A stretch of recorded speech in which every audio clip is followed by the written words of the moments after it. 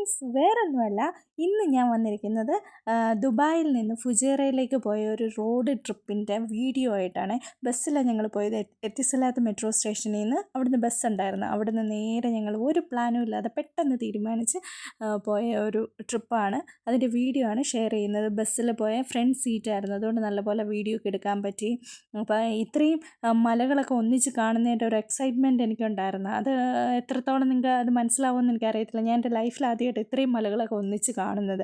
അപ്പോൾ അതെനിക്കൊരു വേറൊരു എക്സ്പീരിയൻസ് ആയിരുന്നു ഇത്രയും കാണാൻ പറ്റിയത്.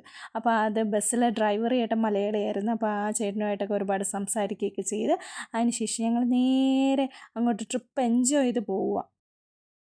അങ്ങനെ ഞങ്ങൾ നേരെ ഫുജൈറയിൽ അംബർല ബീച്ചിലെത്തി. അതിൻ്റെ സ്പോട്ട് സൂപ്പർ ക്ലൈമറ്റായിരുന്നു. അപ്പോൾ അടിപൊളി ടൈമിങ്ങും ഒക്കെ ആയതുകൊണ്ട് നല്ല ഒരു വ്യൂ ആയിരുന്നു.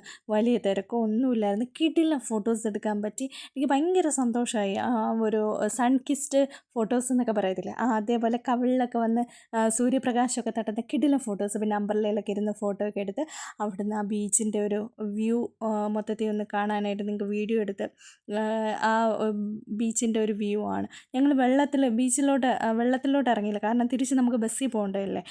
അതുകൊണ്ട് അങ്ങനെ ഇറങ്ങിയില്ല. അപ്പോൾ അവിടെയൊക്കെ നടന്ന് ഒരു മൈൻഡ് റിലാക്സിങ് ട്രിപ്പ് എന്ന് വേണമെങ്കിൽ പറയാം.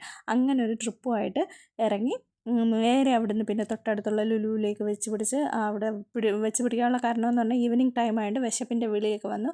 ഓരോ ബർഗറൊക്കെ കഴിച്ച് ഐസ് കോഫിയൊക്കെ കുടിച്ച് തിരിച്ച് 8 മണിക്ക് ബസ് ഉണ്ടെന്ന് അറിഞ്ഞ് അപ്പോൾ ലാസ്റ്റ് ബസ്സാണ്, അതിൽ കയറാനായിട്ട് ബസ് സ്റ്റേഷനിലോട്ട് പോവുക. അപ്പോൾ അത്രയേ ഉള്ളൂ. ബായ്.